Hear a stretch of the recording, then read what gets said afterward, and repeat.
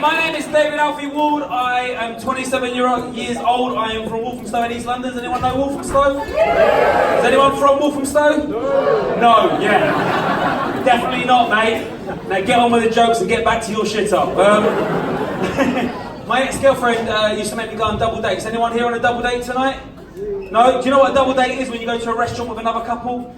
I think they're bullshit, and I think we should get them out of our system, and we should do them. Because you know what happens when you're on a double date? Whether you say you do or you don't, we compare each other's relationship. Even if you go, oh no, I'd never do that. Like, it's very, it's human nature to be competitive. So we compare each other's relationship. We also lie about how happy we are to make the other couple look more miserable. Do you know what I mean? They'll be like, oh, Ryan's taking me to the Maldives, and your missus will be looking at you like, you're just taking me to Butlins, what the fuck? But it's not a competition, is it? But I used to go on double dates with two of my ex-girlfriend's friends, and they were two really girly girls. And I used to go on the double date because in the back of my mind I thought, maybe.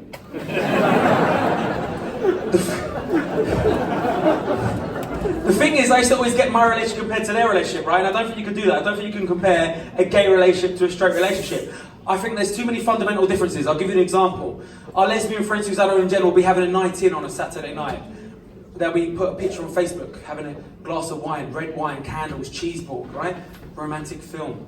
My girlfriend come around to me and go, look David, look what Susanna and Jen are doing tonight. You never do anything like that for me. And I'm like, but babe, they're two really girly girls. They both sit down, they both decide they want to do that romantic shit on a Saturday night. You can't compare a gay relationship to a straight relationship. She's like, yes you can, you're just a fucking arsehole. I was like, no you can't, right? So I went to prove her wrong, Covent Garden, right? And I went out and I got two really butch gay guys. And we started going on double dates with them. And I started comparing my relationship to their relationship. So I'd be like, oh babe, look at Steve and John. Watching football and not complaining about it.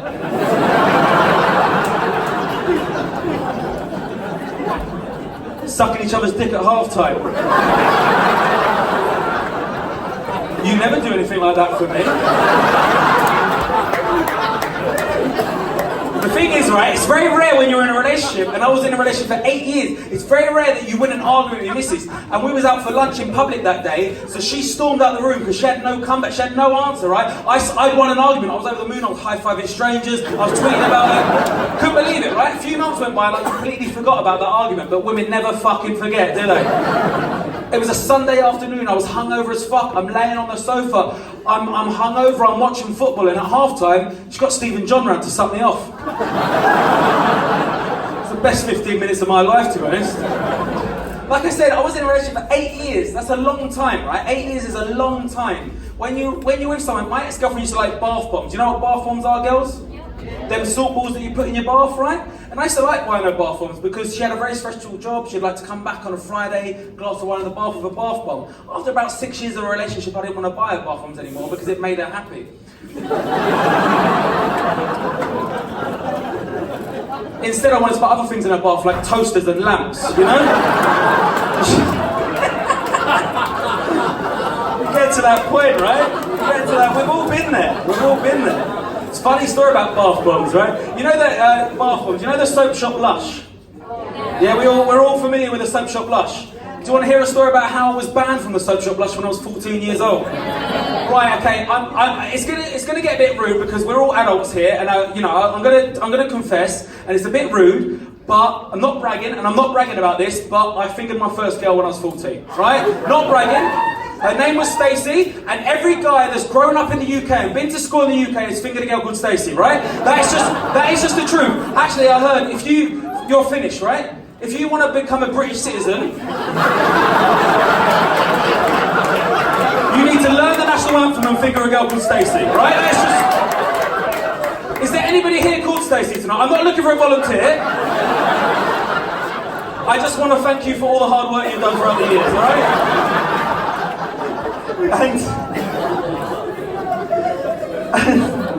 So I was the first one, what I'm getting at here, I was the first one out of my friends to know what a vagina felt like. So I went back to the playground and I was like, just finger Stacey Crook. And they were like, oh my god, what did it feel like? I was like, I couldn't explain it. It was something I'd never felt before. I'd never felt anything similar. Didn't know. A few weeks later, I was in the soap shop Lush with my older sister. And they sell a block of soap made of jelly, right? You cut it off, you weigh it, and you pay for what you want. Now this block of soap had collapsed in itself, right? And I just was bored, my sister was taking ages, and I just slid my finger in.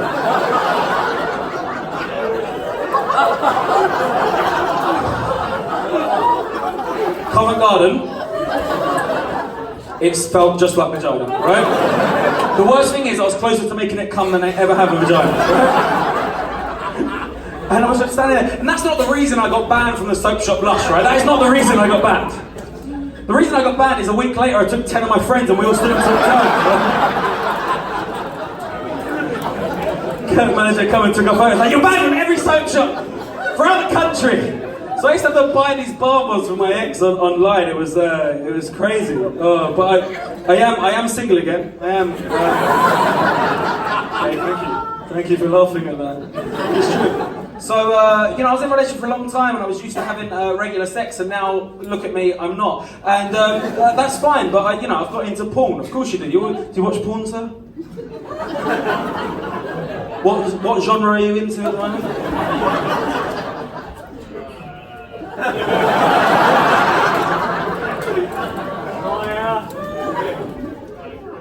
Girl.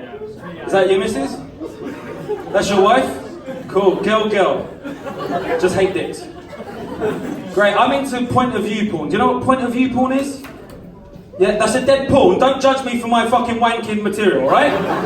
We've not come here, but point of view is basically from the guy's point of view. You probably get woman's point of view, but I don't watch that. Why would I? And I'm trying to wank to this the other night, right? And I put on some point of view. I'm really into it recently, and then I just can't get aroused by it because I'm thinking, firstly, who the fuck's point of view is this? Because it's not mine. Because the guy always has a six-pack and a dick the size of a Pringles tube. I have neither of those, right? And he always watches it go into the vagina, right? That's great. I've never seen it. I just hit and hope. It's like pin the towel on the fucking donkey. I just hope if it's wet and warm, I'm doing it. Maybe it could be a cup of tea, could be a vagina, who knows, right? And I am... And I can't get aroused because I keep thinking this isn't my point of view. This is meant to be point of view. And then it dawns on me, this woman's having to fuck a guy with a GoPro on his head. What the fuck is that about? That's the most unattractive thing in the world. Just a blinking red light straight in your eyeballs. Like, right, I'm gonna leave you with a joke about. All right, so I tried weed for the first time about a year ago, right? I know that sounds a bit because I'm 27, but basically I used to box as a teenager. I used to get tested, so I was like, fuck it, I'm gonna try. I was in Amsterdam basically, and I was doing a show in Amsterdam. And do you want to hear this story? You're getting it anyway. I don't know why I asked. And basically, what happened is I was doing a show in Amsterdam, and at the end of the night, I was talking to... this isn't going as smoothly as I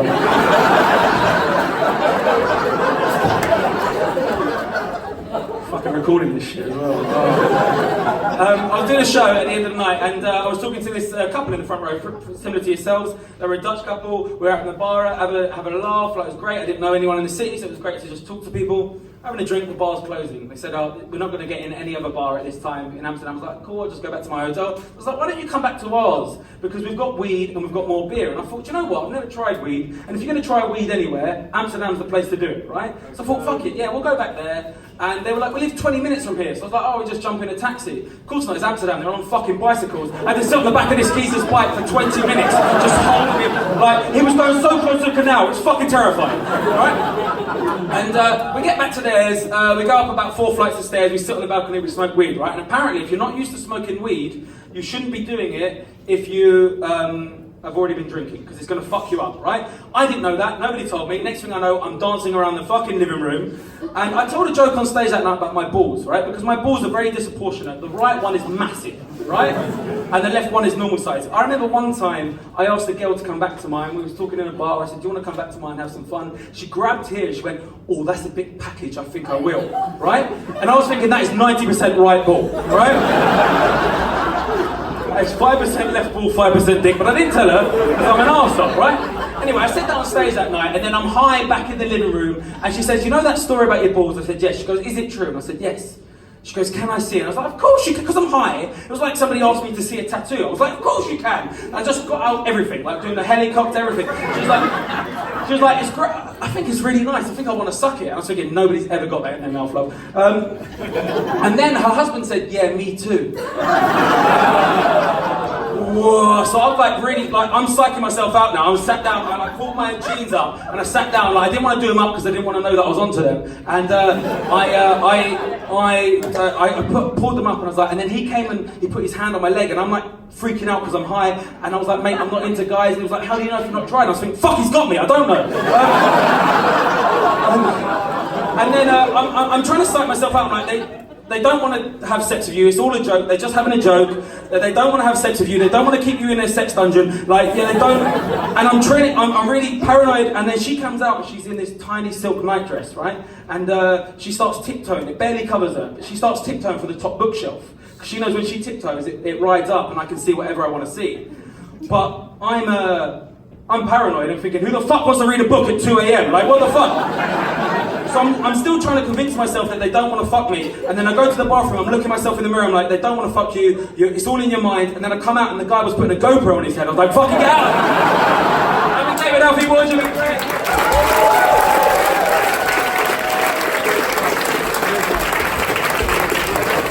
David Alfie, well done, everybody! How good was that?